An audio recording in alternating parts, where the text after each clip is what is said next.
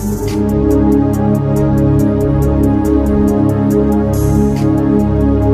ప్రభువును మన రక్షకుడు అయిన యేసుక్రీస్తు నామమున అందరికీ వందనాలు. దేవునికి స్తోత్రాలు. అద్భుతములు చేయు దేవుడు, ఆసక్తితో మనల్ని ఆశీర్వదించే దేవుడు, మనల్ని ప్రేమించి మన బ్రతుకుల్లోకి ఇచ్చిన ఈ నూతన దినాన్ని బట్టి సమస్త మహిమ ఘనత ప్రభావములు యేసయ్యకు మాత్రమే చెల్లునుగాక. ఆ దేవుడు ఈ నూతన దినములో మనల్ని ప్రేమించి ఇచ్చిన దేవుని యొక్క వాగ్దానము కృపావార్త. యెషయా గ్రంథం 60వ అధ్యాయము 22వ వచనం. వారిలో ఒంటరి అయిన వాడు 1000 మంది అగును, ఎన్నిక లేనివాడు బలమైన జనమగును. యెహోవానగు నేను తగిన కాలమున ఈ కార్యమును జరుగ త్వరపెట్టుదును. దేవునికి స్తోత్రం, దేవునికి మహిమ కలుగునుగాక. ప్రభునందు అత్యంత ప్రియమైన దేవుని జనాంగమా, మన దేవుడు ఒంటరి అయిన వారిని 1000 మందిగా, ఎన్నిక లేని వారిని బలమైన జనముగా చేసే గొప్ప దేవుడు. పరిశుద్ధ గ్రంథంలో ఏ భక్తుణ్ణి చూచినా వారి ఒంటరి జీవితమే చివరకు 1000 మందిగా, వారి ఎన్నిక లేని జీవితమే బలమైన జనముగా దేవుడే జరిగించారు. అబ్రహాం గారిని చూడండి. ఆయన తన వారిని విడిచిపెట్టి, తన ఇంటిని విడిచిపెట్టి, తన తండ్రి ఇంటిని విడిచిపెట్టి, తన ఊరుని విడిచిపెట్టి, ఆ ఊరు నుండి దేవుని మాట ప్రకారం విశ్వాసం ఉంచి విధేయుడై బయటకు వచ్చాడు. జనములకు తండ్రి అయిపోయారు. ఆదికాండం 28వ అధ్యాయంలో బెయేర్షెబా నుండి హారానుకు చేతి కర్రతో యాకోబు గారు ప్రయాణం కట్టారు. ఆ కొండ మీద దైవ దర్శనం వచ్చి ఒక నిచ్చెన, దూతలు ఎక్కుచూ దిగుచూ ఉన్న దర్శనాన్ని చూచి దేవుడు నిబంధన చేసి, నేను నిన్ను ఆశీర్వదిస్తాను, ఇది జరిగే వరకు నేను నిన్ను విడువనన్న గొప్ప దేవుడు. ఒంటరిగా వెళ్ళిన యాకోబు బలమైన జనముగా తిరిగి వచ్చాడు. పెద్ద ప్రవక్త ఏలియా ఒకానొక సందర్భంలో ఒంటరి వాడైపోయి బదిరీ వృక్షంకి వెళ్ళి మరణాపేక్ష కలిగిన వాడిగా ఉన్నాడు. అలాంటి ఏలియాను దేవుడు ఘనంగా వాడుకున్నాడు.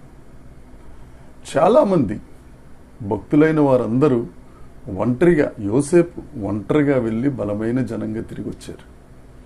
అదే దేవుడు ఒంటరి అయిపోయాను అని అనుకుంటున్నావా? దేవుడు నీతోనే మాట్లాడుతున్నాడు, నిన్ను బలమైన జనంగా చేస్తాడు. ఎవరైనా మనం ప్రేమించిన వారు, తండ్రి కానీ తల్లి కానీ ఇంకో కుటుంబస్తులు ఎవరైనా మనల్ని విడిచి ప్రభువునందు నిద్రించినప్పుడు ఒక రకమైన ఒత్తిడి, ఒక రకమైన డిప్రెషన్లోనికి వెళ్తాం. ఆ పరిస్థితులలో నుండి బయటికి తీసుకొచ్చే పని దేవుడు ఒక్కరి వలననే, గాయమును కట్టే దేవుడు ఆయనే గనుక. నువ్వు ఆ పరిస్థితులలో ఒంటరి అయిపోతే నేను 1000 మందిగా చేసే దేవుడు ఆయన మన పక్షాన ఉన్నారు. ఆయన మనల్ని బలమైన జనంగా చేస్తారు. ఎలా అండి అని అంటే, నీ ఒంటరితనంలో, నీ బలహీన సమయములలో నువ్వు దేవుణ్ణి ఆశ్రయించినట్లయితే, దేవుని దగ్గరకు వచ్చినట్లయితే, నీ పరిస్థితిని దేవుని దగ్గర విన్నవించుకున్నట్లయితే, యెహోవానగు నేను తగిన సమయమందు నేను నిన్ను ఆశీర్వదిస్తానని దేవుడు వాగ్దానం చేశారు. ఆయన నిన్ను ఆశీర్వదిస్తారు. నువ్వు ఆశీర్వాదమునకు ఆ కారణంగా, ఆశీర్వాదానికి పొందుకోవటానికి అర్హత కలిగిన వాడిగా దేవుడు నిన్ను సృష్టించారు. నువ్వు ఒంటరైపోయావని బాధపడవలసిన అవసరం లేదు. జనాలందరూ నన్ను విడిచి వెళ్ళిపోతున్నారండి, నేను వారికి ఎంత మంచి చేసినా నా దగ్గర నుంచి లబ్ధి పొందుకుని నన్ను విడిచిపోతున్నారు, నేను ఒక్కడైపోతున్నాను. ఒంటరి అయినప్పుడల్లా నేను చాలా నిరాశకు గురైపోతున్నాను. మరిలో ఎవరో ఒకరు వస్తారు, నన్ను వినియోగించుకుని విడిచిపెట్టి వెళ్ళిపోతారని అనుకుంటున్నావా? కానీ దేవుడు అలాంటి వాడు కాదు.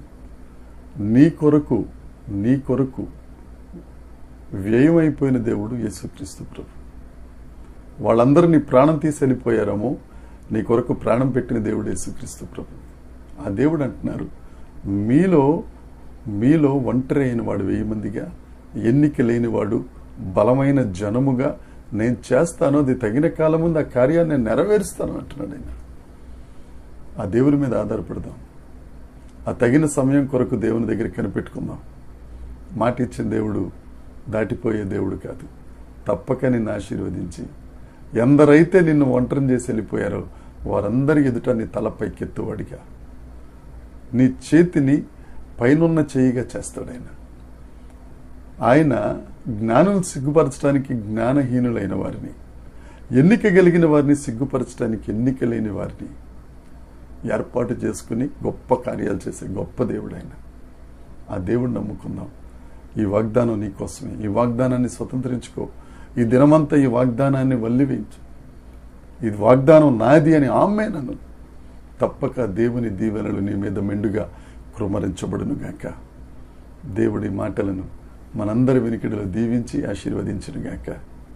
ప్రార్థన. పరలోకమందున్న మా తండ్రి, పరిశుద్ధుడా, గొప్ప దేవుడా, మీకు స్తోత్రం నాయనా. జీవాధిపతి, నీకు వందనాలు. ఒంటరి అయిన వారిని 1000 మందిగా, ఎన్నిక లేని వారిని బలమైన జనముగా మీరు చేస్తున్నందుకే నీకు స్తోత్రం. మా గొప్పతనం కొరకు కాదు తండ్రి, నీ నామ మహిమార్థమై సమస్తమును మీరు జరిగించుచున్నందుకు సమస్త మహిమ, ఘనత, ప్రభావములు మీకే ఆరోపిస్తూ యేసుక్రీస్తు నామమున ప్రార్థించి అడిగి వేడుకొనుచున్నాం తండ్రి. ఆమేన్. దేవుని కృప మనందరికీ తోడై ఉండును గాక. ఆమేన్.